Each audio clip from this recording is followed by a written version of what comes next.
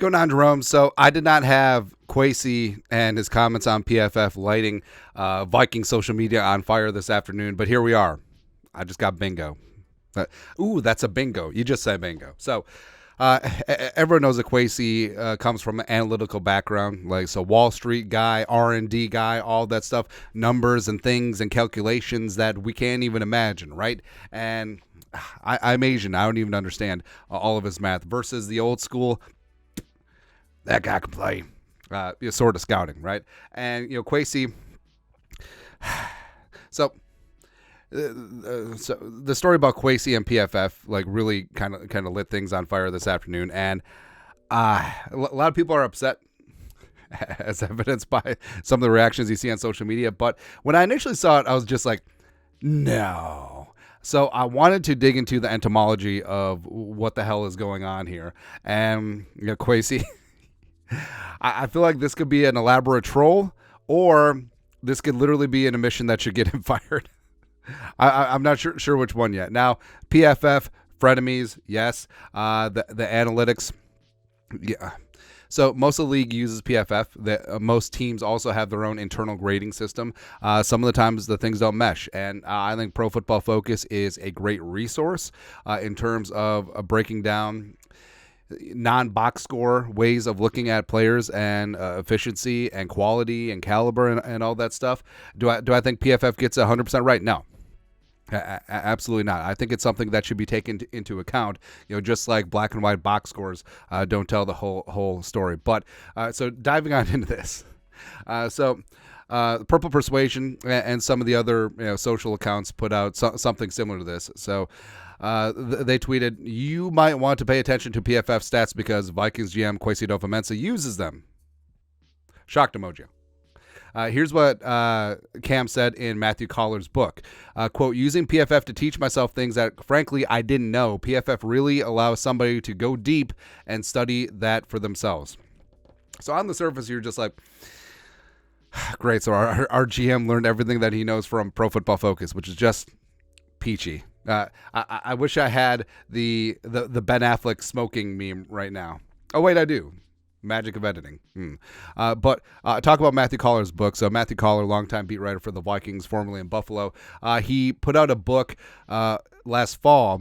Football is a number-driven game, Pro Football Focus, and how a data-driven approach shook up the sport. So, covers a little bit of the history of analytics and Pro Football Focus's impact on the game and yada, yada. And, of course, Collar being a beat writer was able to get some quotes from Kwesi, which, Kwesi being an analytical guy, that definitely does give it some credence. And the reason why this caught on, so Arjun Menon, who's a prominent guy in the analytics community, he tweeted this out like a week ago, right?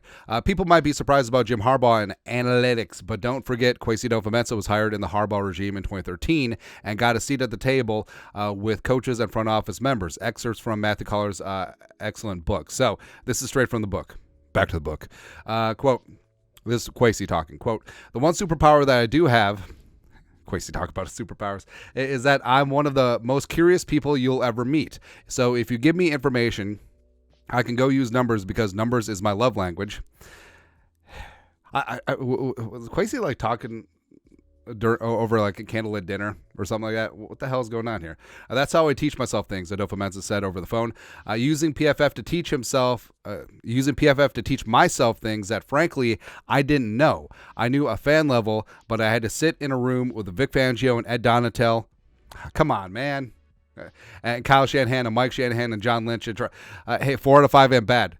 Yeah. So Fangio, Shanahan 2, and John Lynch, and then Donashell. It's like the, hey, 4 out of 5 dentists recommend this toothpaste. What the hell's wrong with the 5th dentist, man? Who paid you? And try to understand and keep up with them. It's hard to keep up with Donashell. Come on. How I did that was I take ideas that they would teach and I go to the numbers and communicate that way. I'm doing that. I'd find something that maybe they didn't know or communicate it to them and show them how it works in my language. That's how I built a relationship with those guys. That's ultimately PFF. So what he's alluding to is, so he would have conversations with, all right, so respected Donashell, right? He's said decades in the league. So these high-level, hard Scrabble football guys, Fangio, the Shanahan and John Lynch, and they would talk about football concepts, football discussions, and then Kwesi would reverse engineer it, whether it's PFF, whether it's other analytics that he has available to him, and just be like, here's what that means. Beep, bop, bop, bop, boop. I don't know, man. I don't know. There's a second excerpt. Adofo-Mensah used the example of trying to understand the impact of play action, plays that are designed to look like runs but end up being passes, the same way an offensive coordinator would, and then being able to add something to the conversation. Quote, PFF really allows somebody to go deep and study that for themselves, Adofo-Mensah said. Now, a play caller knows exactly why it works because you've put yourself in run-pass conflict and all that stuff, but being able to go through and say, hey, 1st and 10, 2nd and 6, the different coverages you get in that situation, and is that why? It allowed me to not just do that what, but go dig on the why and learn some of these coordinators who have been play action for 20 years know for sure. It allowed me to derive for myself in a language that I understand. So basically, Kwesi is a smart dude. Don't get me wrong. But basically what he's doing is he's taking meat and potato football concepts and reverse engineering and applying analytics to it so that he can understand it. And then hopefully as a decision-making general manager, he's able to incorporate things from the scouts as well as like things that he understands. I don't know. Like initially when I saw that, I was like, that can't be real. But then you get into the source material and you're just like, I don't know, man. I don't know. And then just surface level stuff. Looking at Kwesi's 2 draft classes and their PFF grade for their final year in college. So Lewisine had an 81.6. I'm pretty sure Kyle Hamilton had like a 95. At Notre Dame. So all these guys are in the green. So with PFF, 60.0 is roughly average. So the only guy below the Mendoza line would be Carry On My J-Word Son in the 4th round last year. But, I mean, he's got a great nickname. But, the Vikings have plucked some premium guys like Ty Chandler, Vidarian Lowe, Jordan Addison would have had a higher PFF grade if they would have taken him as a true sophomore coming out of Pitt. Mekhi Blackman, that was a major reason why I was okay with the Blackman pick because I feel like it has to be a number of things because I watch a lot of USC football. So Blackman was a guy who really stood out in 2022. And then also you sync that up with PFF analytics grades where it's almost something where you should use PFF as an add-on to what your eyes tell you. So if you're watching the game and be like, hey, I think that guy played well, or hey, I think that guy played poorly, let's get what PFF thinks. Because, PFF, it's analytics, yes, but really what it boils down to is it's an opinion of experts compiled into a number. So, do they see it in a similar fashion as you? Sure. Do you know the concept or assignment of the players, and maybe that's why they're there where they are? I don't know. But man, that's tough.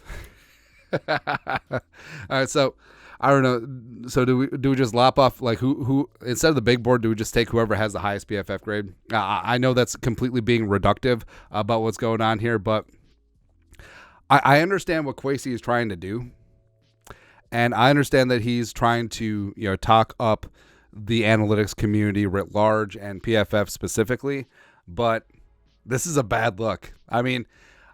Taken out of context, even though we read through the entire excerpt. But without the context of Kwesi and his background, basically you have an NFL GM who is deciding the future of this franchise, basically saying that I don't really understand football, so I went to PFF and I tried to figure things out. Great. Awesome. Cool. Yeah. Anyways, your thoughts are thoughts. I'm trying to get to the bottom of this viral Kwesi and PFF stories that have been going around. Great. Let us know your thoughts and our thoughts in the comment section below. Subscribe for daily Vikings takes. Want to support the work? Put a little something in the Venmo. But till next time, Skol, production value.